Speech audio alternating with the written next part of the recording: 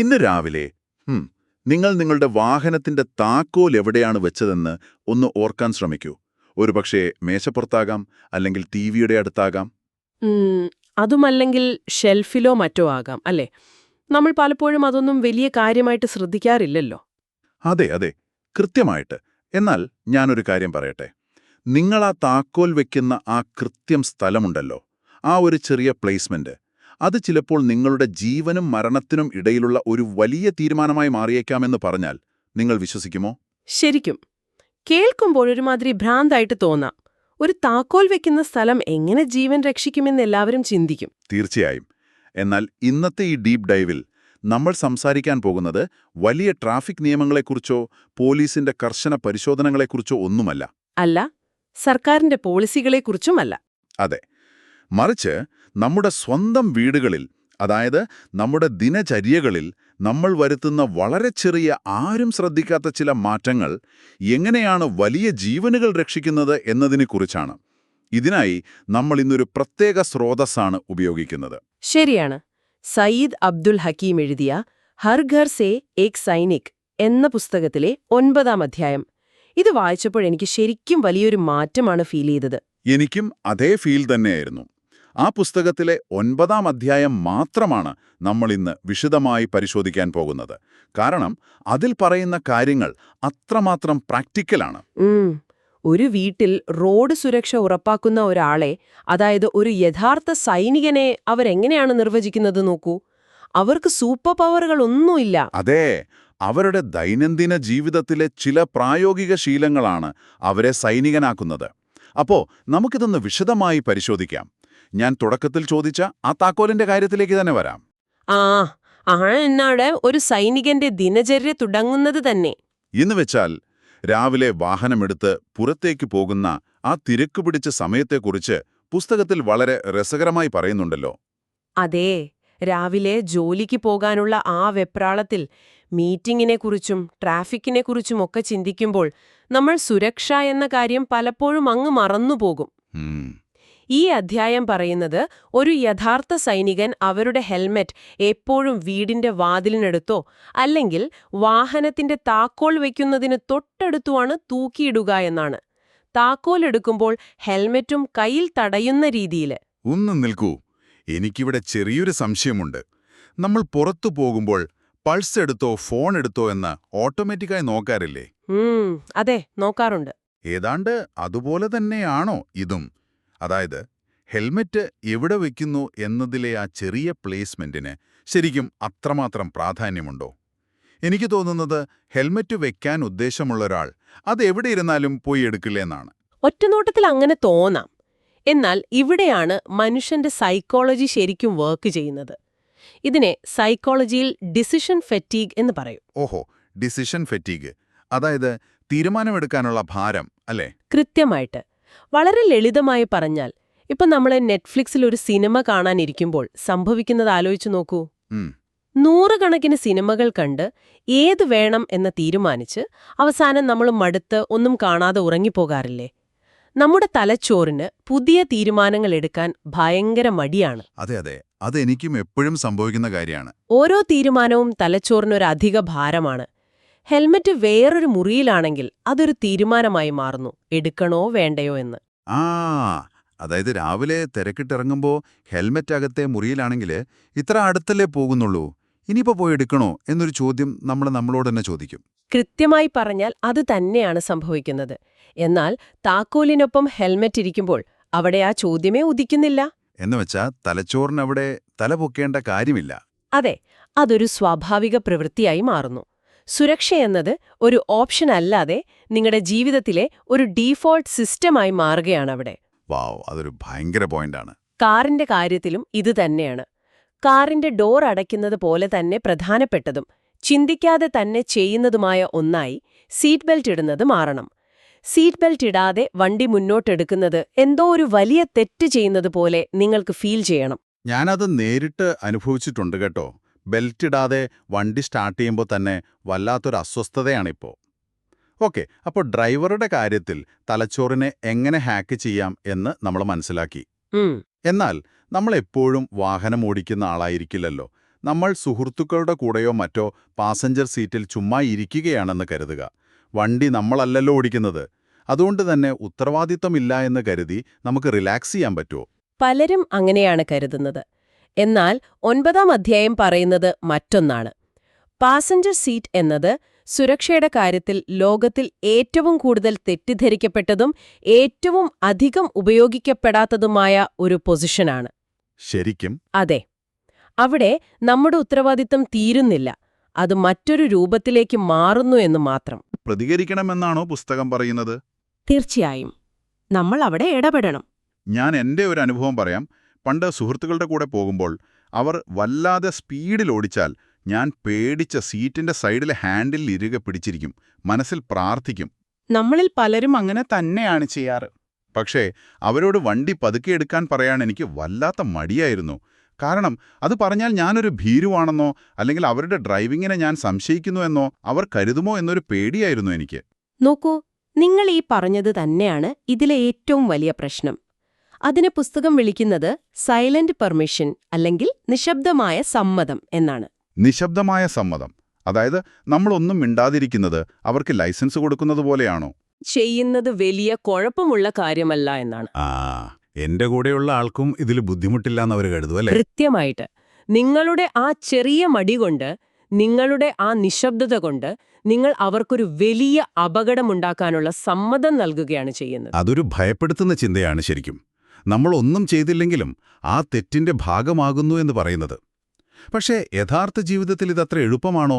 എന്നുവെച്ചാൽ ഇപ്പോ ഒരു ഗ്രൂപ്പ് പ്രൊജക്റ്റിൽ ഒരാൾ തെറ്റ് ചെയ്യുമ്പോൾ അത് ചൂണ്ടിക്കാണിക്കാൻ എല്ലാവർക്കും മടിയായിരിക്കും. കാരണം ആരും മറ്റുള്ളവരുടെ വെറുപ്പ് സമ്പാദിക്കാൻ ആഗ്രഹിക്കുന്നില്ല. ശരിയാണ്. അതുപോലെ തന്നെ വളരെ കോൺഫിഡൻസോടെ വണ്ടി ഓടിക്കുന്ന സുഹൃത്തിനോട് നീ വണ്ടി ഓടിക്കുന്നത് ശരിയല്ല എന്ന് തിരുത്തുന്നത് വലിയൊരു ബുദ്ധിമുട്ടുള്ള കാര്യമല്ലേ? വലിയ ഈഗോ പ്രശ്നങ്ങളുണ്ടാകില്ലേ അവിടെ? തീർച്ചയായും ഉണ്ടാകും. നിങ്ങൾ അവരെ കുറ്റപ്പെടുത്തുന്ന രീതിയിലാണ് സംസാരിക്കുന്നതെങ്കിൽ. അവിടെയാണ് ഒരു സൈനികൻ സാധാരണക്കാരിൽ നിന്നും വ്യത്യസ്തനാകുന്നത്. ഓഹോ, അപ്പൊ സൈനികൻ അവിടെ എങ്ങനെയാണ് ഇടപെടുന്നത്? അവരാ ഡ്രൈവറുടെ ഈഗോയെ മുറിപ്പെടുത്താതെയാണ് ഇടപെടുന്നത്. നിങ്ങൾ കുറച്ചുകൂടി വലിയൊരു ചിത്രത്തിലേക്ക് ഇതിനെ കണക്ട് ചെയ്തു നോക്കൂ. ഒരു അപകടമുണ്ടായി. ഒരു ജീവിതകാലം മുഴുവൻ കുറ്റബോധം അനുഭവിക്കുന്നതിനേക്കാൾ നല്ലതല്ലേ ആ നിമിഷത്തിൽ കാറിലുണ്ടാകുന്ന ചെറിയൊരു അസ്വസ്ഥത? അതേ, സംശയമില്ല.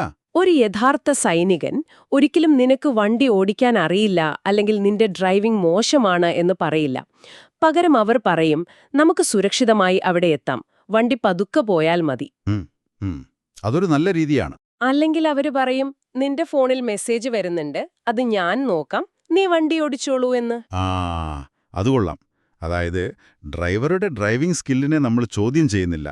പകരം ഉത്തരവാദിത്തം നമ്മളും കൂടി പങ്കിടുന്നു. കുറ്റപ്പെടുത്തലല്ല, മറിച്ച് ഒരു ടീം വർക്ക്. അതെ, അതൊരു കൂട്ടായ പ്രവർത്തനമായി മാറ്റുകയാണ്. അത് കേൾക്കുമ്പോൾ വളരെ പ്രാക്ടിക്കലായിട്ട് തോന്നുന്നുണ്ട്. ശരി, ഈ ഈഗോ പ്രശ്നങ്ങളെക്കുറിച്ച് പറഞ്ഞതുകൊണ്ട് ഇതിലും വലിയൊരു പ്രതിസന്ധിയിലേക്ക് നമുക്ക് വരാം. ഈ പുസ്തകത്തിൽ പറയുന്ന എനിക്ക് ഏറ്റവും ബുദ്ധിമുട്ടായി തോന്നിയ ഒരു സാഹചര്യം. ഏത് സാഹചര്യമാണ്? ഇപ്പൊ ഒരു പാർട്ടി നടക്കുന്നുവെന്ന് കരുതുക. എല്ലാരും വലിയ സന്തോഷത്തിലാണ്. അപ്പോ ഒരു സുഹൃത്ത് നന്നായി മദ്യപിച്ചിട്ടുണ്ട്, എന്നിട്ട് വണ്ടി ഓടിച്ച് വീട്ടിൽ പോവാൻ തീരുമാനിക്കുന്നു. അവിടെ എങ്ങനെ ഈഗോ നോക്കാതെ നമ്മൾ ഇടപെടും? അതൊരു വലിയ സീനാകില്ലേ? അതൊരു ഹൈ സ്റ്റേക്ക് കൺവെർസേഷനാണ്. അതായത് വളരെ ഉയർന്ന സമ്മർദ്ദമുള്ളൊരു സാഹചര്യം. സൈക്കോളജിയിൽ ഇതിനെ ബൈസ്റ്റാൻഡർ ഇഫക്റ്റ് എന്ന് പറയും. ബൈസ്റ്റാൻഡർ എഫക്റ്റ് എന്നുവെച്ചാൽ, അതായത് ഒരുപാട് ആളുകൾ ചുറ്റും നിൽക്കുമ്പോൾ ആരെങ്കിലും എന്തെങ്കിലും ചെയ്യും എന്ന് കരുതി എല്ലാവരും മൗനം പാലിക്കുന്ന അവസ്ഥ. ആർക്കും ആ പാർട്ടിയുടെ മൂഡ് കളയാൻ വലിയ താല്പര്യം കാണില്ല. അതെ, എല്ലാവരും പരസ്പരം മുഖത്തോട് മുഖം നോക്കി നിൽക്കും, എന്നാൽ ആരും മുന്നോട്ട് വരില്ല. കൃത്യമായിട്ട്. പക്ഷെ ഒന്ന് നിൽക്കൂ, യഥാർത്ഥ ലോകത്ത് മദ്യപിച്ചു നിൽക്കുന്ന ഒരു സുഹൃത്തിനോട് വണ്ടി ഓടിക്കരുത് എന്ന് പറയുകയോ താക്കോൽ പിടിച്ചുവാങ്ങാൻ ശ്രമിക്കുകയോ ചെയ്യുന്നത് വലിയൊരു വഴക്കിലാണ് അവസാനിക്കുക. ഒരുപക്ഷെ ആ സൗഹൃദം തന്നെ അവിടെ തകർന്നേക്കാം. അങ്ങനെ സംഭവിക്കാറുണ്ട്. എനിക്ക് കുഴപ്പമില്ല, ഞാൻ ഓടിച്ചോളാം എന്നായിരിക്കും അവരുടെ വാദം. അങ്ങനെ ഒരു വലിയ പൊട്ടിത്തെറിയുണ്ടാകാൻ സാധ്യതയുള്ളപ്പോൾ ഈ പുസ്തകം എന്താണ് പ്രായോഗികമായി ചെയ്യാൻ പറയുന്നത്? നിങ്ങളുടെ ചോദ്യം വളരെ കൃത്യമാണ്. അവിടെ വഴക്കുണ്ടാകുന്നത് നമ്മൾ അവരെ ഉപദേശിക്കാൻ പോകുമ്പോഴാണ്. ഒരു യഥാർത്ഥ സൈനികൻ ഉപദേശിക്കുകയല്ല ചെയ്യുന്നത്, പകരം അതൊരു സഹായമാക്കി മാറ്റുകയാണ് ചെയ്യുന്നത്. ഉപദേശത്തിന് പകരം സഹായം, അതൊന്ന് വിശദമാക്കാമോ? ആ നിമിഷത്തിൽ അവർ ഇടപെടും. അവർ കൃത്യമായി പറയും, എനിക്ക് നിന്നോട് സ്നേഹമുണ്ട്, നീ എനിക്ക് വിലപ്പെട്ടതാണ്, അതുകൊണ്ട് നീ വണ്ടി ഓടിക്കുന്നത് എനിക്ക് താൽപ്പര്യമില്ല എന്ന്. എന്നിട്ട് അവരവിടെ നിർത്തുന്നില്ല. നിനക്ക് ഞാനൊരു ക്യാബ് ബുക്ക് ചെയ്തു തരാം, അല്ലെങ്കിൽ നിന്റെ താക്കോൽ എനിക്ക് തരൂ, ഞാൻ നിന്നെ എന്റെ വണ്ടിയിൽ വീട്ടിൽ കൊണ്ടാക്കാം എന്നവർ പറയും. വാവ്! അതായത് വെറുതെ ഉപദേശം കൊടുത്ത് അവിടെ നിൽക്കുന്നതിന് പകരം അതൊരു പരിഹാരമായി അല്ലെങ്കിൽ ഒരു ആക്ഷനായി മാറ്റുന്നു. അതെ. പ്രശ്നം എന്താണെന്നാൽ മദ്യപിച്ച ഒരാളോട് ഓടിക്കരുത് എന്ന് പറയുമ്പോൾ അവരുടെ ഈഗോ അവിടെ ഹേർട്ടാകുന്നു. എന്നാൽ ഞാൻ നിന്നെ കൊണ്ടാക്കാം എന്ന് പറയുമ്പോൾ നിങ്ങൾ അവർക്കൊരു പരിഹാരം നൽകുകയാണ്. ശരിയാണ്. അവർക്ക് ചിന്തിക്കാൻ വേറൊരു വഴി കൊടുക്കുകയാണ് നമ്മളവിടെ. വ്യക്തിയെ വിലക്കുകയല്ല, മറിച്ച് അവർക്ക് സുരക്ഷിതമായി വീട്ടിലെത്താനുള്ള ഒരു വഴി തുറന്നു കൊടുക്കുകയാണ്. ഈ ചെറിയ വ്യത്യാസമാണ് അവിടെ വലിയൊരു മാറ്റമുണ്ടാക്കുന്നത്. അവിടെ സൈനികൻ എന്ന് പറയുന്നത് ഒരു വില്ലനല്ല, മറിച്ചൊരു രക്ഷകനാണ് ശരിക്കും. എനിക്ക് തോന്നുന്നത് ഇത് നമ്മളെല്ലാവരും ജീവിതത്തിൽ ഒരിക്കലെങ്കിലും നേരിട്ടിട്ടുള്ള, എന്നാൽ പലപ്പോഴും പരാജയപ്പെട്ടിട്ടുള്ള ഒരു കാര്യമാണെന്നാണ്. നമ്മൾ ഉപദേശിക്കാൻ പോയിട്ട് വലിയ വഴക്കായി മാറിയ സാഹചര്യങ്ങൾ. പരിഹാരം നൽകുക എന്നത് വളരെ പവർഫുള്ളായ ഒരു ആശയമാണ്. തീർച്ചയായും. ശരി, നമ്മൾ ഇതുവരെ സംസാരിച്ചതൊക്കെ നേരിട്ടുള്ള ഫിസിക്കലായ സാഹചര്യങ്ങളെക്കുറിച്ചാണല്ലേ? വീട്, കാറ്, പാർട്ടി എന്നിങ്ങനെ. എന്നാൽ ഇന്ന് നമ്മുടെ ജീവിതത്തിന്റെ വലിയൊരു ഭാഗം നടക്കുന്നത് ഈ 6 അടി വലിപ്പമുള്ള ഫോൺ സ്ക്രീനുകളിലാണല്ലോ. അതെ, സോഷ്യൽ മീഡിയയിൽ. ഈ സാമൂഹിക സമ്മർദ്ദം സോഷ്യൽ മീഡിയയിലുമുണ്ട്. ഒരു ഡിജിറ്റൽ ലോകത്ത് ഈ സൈനികൻ എന്താണ് ചെയ്യുന്നത് എന്നാണ് ഞാൻ ചിന്തിക്കുന്നത്. അതിവേഗത്തിൽ വളരെ അപകടകരമായി ബൈക്കോ കാറോ ഓടിക്കുന്ന റീൽസുകൾ നമ്മൾ എന്നും കാണാറില്ലേ? ഓ, ഇഷ്ടം പോലെ കാണാറുണ്ട്. പലരും ഹീറോയിസം എന്ന് കരുതി അതിന് താഴെ ഫയർ ഇമോജി നൽകിയോ അല്ലെങ്കിൽ അത് മറ്റുള്ളവർക്ക് ഷെയർ ചെയ്തോ അവരെ പ്രോത്സാഹിപ്പിക്കുകയാണ് ചെയ്യാറ്. അതെ, ആ കമന്റ് ബോക്സ് മുഴുവൻ ഫയർ ഇമോജികളായിരിക്കും. ഇത് കണ്ടന്റ് ഉണ്ടാക്കുന്നവർക്ക് വലിയൊരു ഉത്തേജനം നൽകുന്നുണ്ട്. സൈക്കോളജിയിൽ ഇതിനെ ഡോപ്പമിൻ ലൂപ്പ് എന്ന് പറയും. അതായത് അവർക്ക് കൂടുതൽ ലൈക്ക് കിട്ടുമ്പോൾ അവർ വീണ്ടും കൂടുതൽ അപകടകരമായ വീഡിയോകൾ ചെയ്യാൻ തുടങ്ങും. അപ്പോ നമ്മളിതിനെ എങ്ങനെ തടയും? വീഡിയോ റിപ്പോർട്ട് ചെയ്യണമെന്നാണോ? പുസ്തകം പറയുന്ന വഴി കുറച്ചുകൂടി എഫക്റ്റീവാണ്. ആ വീഡിയോയ്ക്ക് താഴെ നമ്മൾ ഫയർ ഇമോജി നൽകുന്നതിനു പകരം ഒരു സൈനികൻ എന്ന നിലയിൽ നമ്മൾ പ്രതികരിക്കണം. എങ്ങനെ? ഇത് കാണുമ്പോൾ എനിക്ക് ശരിക്കും പേടിയാകുന്നു, അല്ലെങ്കിൽ ഇതൊരു സുരക്ഷിതമായ രീതിയല്ല, ദയവായി ഇത് ചെയ്യരുത് എന്ന് ഒരു കമന്റ് ചെയ്യാൻ പുസ്തകം ആവശ്യപ്പെടുന്നു. ഇത് ആ വീഡിയോയ്ക്ക് താഴെയുള്ള മൊത്തം സംസാരത്തിന്റെ ഗതി തന്നെ മാറ്റും. ആ തെറ്റായ പൊതുബോധത്തെ അത് ശരിക്കും തകർക്കും. എനിക്കിത് കേൾക്കുമ്പോൾ ഓർമ്മ വരുന്നത് മറ്റൊരു കാര്യമാണ്. എന്താണ്? നമ്മൾ തിയേറ്ററിൽ ഒരു ഹൊറർ സിനിമ കണ്ടുകൊണ്ടിരിക്കുകയാണെന്ന് കരുതുക. ഭയങ്കര പേടിപ്പിക്കുന്നൊരു രംഗം. പെട്ടെന്ന് തിയേറ്ററിലെ ലൈറ്റ് മുഴുവൻ ഓണായാൽ എന്ത് സംഭവിക്കും? ആ നിമിഷത്തിലെ ഭ്രമം അപ്പാടെ ഇല്ലാതാകുമല്ലേ? സോഷ്യൽ മീഡിയയിൽ ഇങ്ങനെ ഒരു കമന്റ് ഇടുന്നത് ഏതാണ്ട് ഇതുപോലെയാണ് എനിക്ക് തോന്നുന്നത്. ഉദാഹരണം വളരെ കൃത്യമാണ്. ലൈറ്റ് ഓൺ ചെയ്യുമ്പോൾ നമുക്ക് മനസ്സിലാകും ആ സ്ക്രീനിലുള്ള വലിയ രാക്ഷസൻ വെറും ഒരു റബ്ബർ സ്യൂട്ടിട്ട മനുഷ്യനാണെന്ന്. പേടി പോയിട്ട് നമുക്ക് ചിരി വരും. അതെ അതെ, അതുപോലെ തന്നെയാണ് ഇവിടെയും സംഭവിക്കുന്നത്. ആ അപകടകരമായി ഡ്രൈവിംഗ് കണ്ട് എല്ലാവരും കൈയടിക്കുമ്പോൾ നിങ്ങളുടെ ഒരു യഥാർത്ഥ കമന്റ് അവിടെ ലൈറ്റ് ഓൺ ചെയ്യുന്നതിന് തുല്യമാണ്. അതോടെ ആ ഡ്രൈവറുടെ ഹീറോ പരിവേഷം നഷ്ടപ്പെടും. അതായത് അവർ ചെയ്യുന്നത് വെറും അവിവേകമാണെന്ന് ബാക്കിയുള്ളവർക്ക്, പ്രത്യേകിച്ച് ചെറുപ്പക്കാർക്ക് മനസ്സിലാവുകയും ചെയ്യും. കൃത്യമായിട്ട്. നമ്മൾ എന്ത് പ്രോത്സാഹിപ്പിക്കുന്നുവോ അതാണ് കണ്ടന്റ് ക്രിയേറ്റർമാർ വീണ്ടും ഉണ്ടാക്കുന്നത്. ആ ഒരു സപ്ലൈ ചെയിൻ നമ്മൾ ബ്രേക്ക് ചെയ്യണം. തീർച്ചയായും. സോഷ്യൽ മീഡിയയിലെ ഒരു ചെറിയ കമന്റ് പോലും ഒരാളുടെ ചിന്താഗതി മാറ്റാൻ കാരണമായേക്കാം. ഇനി ഈ ഡിജിറ്റൽ ലോകത്ത് നിന്ന് വീണ്ടും നമ്മുടെ യഥാർത്ഥ റോഡുകളിലേക്ക് തന്നെ വരാം. വരാം. റോഡിലൊരു അപകടം കണ്ടാൽ നമ്മൾ സാധാരണ എന്താണ് ചെയ്യാറ്? എന്നെ സംബന്ധിച്ചിടത്തോളം വണ്ടി പതുക്കെയാക്കും, നോക്കും, എന്നിട്ട് ഇതാരുടെ തെറ്റാണ്, അല്ലെങ്കിൽ ഏത് വണ്ടിക്കാണ് കേടുപാട് കൂടുതൽ എന്നൊക്കെ ചിന്തിക്കും. ചിലർ വീഡിയോ എടുത്ത് വാട്സാപ്പിൽ സ്റ്റാറ്റസ് ഇടും. നമ്മളെല്ലാവരും ചെയ്യുന്നത് അതുതന്നെയാണ്. നമ്മളെപ്പോഴും തെറ്റും മറ്റൊരാളിൽ കണ്ടെത്താനാണ് ശ്രമിക്കുന്നത്. എന്നാൽ ഒരു സൈനികൻ അപകടം കാണുമ്പോൾ ചോദിക്കുന്നത് തികച്ചും വ്യത്യസ്തമായൊരു ചോദ്യമാണ്. അതെന്താണ് ചോദ്യം? ഇതാരുടെ തെറ്റാണ് എന്നല്ല അവർ ചോദിക്കുന്നത്. മറിച്ച് ഇതിൽ നിന്നും ഞാൻ എന്റെ എന്ത് ശീലമാണ് മാറ്റാൻ പോകുന്നത് എന്നവർ സ്വയം ചോദിക്കും. ഓ, അതായത് മറ്റുള്ളവരെ കുറ്റപ്പെടുത്തുന്നതിനു പകരം സ്വയം ഒരു കണ്ണാടിയിലേക്ക് നോക്കുന്നതുപോലെയല്ലേ? അതെ. പുസ്തകത്തില് വളരെ ഹൃദയസ്പർശിയായ ഒരു ഉദാഹരണം പറയുന്നുണ്ട് ഇതിനെക്കുറിച്ച്. എന്താണത്? ഹെൽമെറ്റ് ഇല്ലാതെ ദിവസവും ഹൈവേയിലൂടെ യാത്ര ചെയ്തിരുന്ന ഒരു ബിസിനസ്സുകാരനുണ്ടായിരുന്നു. അദ്ദേഹത്തിന് ഹെൽമെറ്റ് വയ്ക്കുന്നത് വലിയ ബുദ്ധിമുട്ടായിരുന്നു, മുടി പാഴാവുമെന്നൊക്കെ കരുതിയിട്ട്. എന്നാൽ ഒരു ദിവസം അദ്ദേഹം ഒരു മീറ്റിംഗിൽ ഈ സൈനികൻ എന്ന ആശയത്തെക്കുറിച്ച് കേൾക്കാനിടയായി. റോഡിലെ അപകടങ്ങളെക്കുറിച്ച് ചിന്തിച്ചപ്പോൾ പെട്ടെന്ന് അദ്ദേഹം സ്വയം ഒരു ചോദ്യം ചോദിച്ചു. എനിക്ക് ഈ റോഡിൽ വെച്ച് എന്തെങ്കിലും സംഭവിച്ചാൽ എന്റെ കുടുംബത്തിന്റെ അവസ്ഥ എന്താകും, എന്റെ മക്കളുടെ ഭാവി എന്താകുമെന്ന്. ആ ഒറ്റ ചോദ്യം അദ്ദേഹത്തിന്റെ ചിന്തകളെ മൊത്തത്തിൽ മാറ്റിമറിച്ചു കാണുമല്ലോ. തീർച്ചയായും. ആ നിമിഷം മുതൽ അദ്ദേഹം ഹെൽമെറ്റ് വെക്കാൻ തുടങ്ങി. പോലീസിനെ പേടിച്ചിട്ടല്ല, അല്ലെങ്കിൽ നിയമം പാലിക്കാൻ വേണ്ടി മാത്രവുമല്ല, മറിച്ച് തന്റെ കുടുംബത്തോടുള്ള സ്നേഹത്തിൽ നിന്നും അവരോടുള്ള ഉത്തരവാദിത്തത്തിൽ നിന്നുമാണ് ആ മാറ്റമുണ്ടായത്. അത് വളരെ മനോഹരമായൊരു മാറ്റമാണ്. അതെ, ഒരു അപകടം കാണുമ്പോൾ അതിനെ കേവലം ഒരു വാർത്തയായി മാത്രം കാണാതെ സ്വന്തം ജീവിതത്തിലേക്കുള്ള വലിയൊരു പാഠമായി ഒരു യഥാർത്ഥ സൈനികൻ ഉൾക്കൊള്ളുന്നു. കേൾവിക്കാരെ ശരിക്കും ഇരുത്തി ചിന്തിപ്പിക്കുന്നൊരാശയമാണത്. നമ്മൾ സുരക്ഷ എന്നത് എപ്പോഴും പോലീസിന്റെയും ഫൈനിന്റെയുമൊക്കെ കാര്യമായിട്ടാണ് കാണാറ്. എന്നാൽ അതൊരു വൈകാരികമായ ഉത്തരവാദിത്തമാണ്. നമ്മളിൽ നിന്ന് തന്നെ മാറ്റം തുടങ്ങണം. ഈ പുസ്തകത്തിലെ 9-ാം അധ്യായം നമുക്ക് നൽകുന്ന സന്ദേശം ഇപ്പോൾ വളരെ വ്യക്തമാണ്. അതെ, റോഡിലെ സുരക്ഷ എന്നത് സിനിമകളിലെ പോലെ വലിയ ഹീറോയിസമൊന്നും അല്ല. അല്ല, അത് നമ്മുടെ ദിനചര്യകളിൽ നമ്മൾ വരുത്തുന്ന വളരെ ചെറിയ ലളിതമായ മാറ്റങ്ങളാണ്. കൃത്യമായി പറഞ്ഞു. ഈ അധ്യായം മൊത്തത്തിൽ പറയുന്നത് അതാണ്.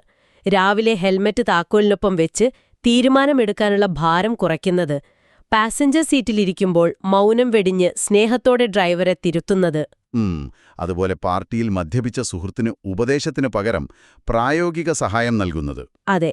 ഒപ്പം ഡിജിറ്റൽ ലോകത്ത് തെറ്റായ പ്രവണതകളെ ചോദ്യം ചെയ്യുന്നത്, അപകടം കാണുമ്പോൾ സ്വയം മാറാൻ തീരുമാനിക്കുന്നത്, ഇവയെല്ലാം വളരെ ലളിതവും എന്നാൽ നിരന്തരവുമായ പ്രവൃത്തികളാണ്. ശരിക്കും ഈ സ്ഥിരതയാണ്, ഈ ചെറിയ മാറ്റങ്ങളാണ് യഥാർത്ഥത്തിൽ ഒരു സൈനികനെ സൃഷ്ടിക്കുന്നത്, അല്ലേ? തീർച്ചയായും. അപ്പോൾ കേൾവിക്കാരായ നിങ്ങളോടാണ് ഇനി എനിക്ക് ചോദിക്കാനുള്ളത്. ഇത്രയും കാര്യങ്ങൾ നമ്മൾ സംസാരിച്ചു. നാളെ രാവിലെ നിങ്ങൾ വീട്ടിൽ നിന്നും ഇറങ്ങുമ്പോൾ ഈ പറഞ്ഞതിൽ ഏത് ചെറിയ ശീലമാണ് നിങ്ങൾ ആദ്യം മാറ്റാൻ പോകുന്നത്? അതൊരു നല്ല ചോദ്യമാണ്. നിങ്ങളുടെ ഹെൽമെറ്റ് താക്കോലിന്റെ അടുത്തേക്ക് മാറ്റിവെക്കാൻ പോവുകയാണോ? അതോ സുഹൃത്തിന്റെ വണ്ടിയിൽ കയറുമ്പോൾ ഫോണിൽ നോക്കിയിരിക്കാതെ ചുറ്റുമൊന്ന് ശ്രദ്ധിക്കാൻ പോവുകയാണോ? നിങ്ങളോട് തന്നെ ചോദിക്കുക. വളരെ ശരിയായ ചോദ്യം. ഓരോ വലിയ മാറ്റവും തുടങ്ങുന്നത് നിങ്ങളിൽ നിന്ന് തന്നെയാണ്. നിങ്ങളുടെ ഒരു ചെറിയ തീരുമാനം നിങ്ങൾ പോലും അറിയാതെ നിങ്ങളുടെ കുടുംബത്തിന്റെ മുഴുവൻ സുരക്ഷയാണ് ഉറപ്പാക്കുന്നത്. ഇന്നത്തെ ഡീപ് ഡൈവ് അവസാനിക്കുമ്പോൾ നിങ്ങളെ ചിന്തിപ്പിക്കാനുള്ളൊരു ചോദ്യം കൂടി ഞാനിവിടെ ബാക്കി വയ്ക്കുകയാണ്.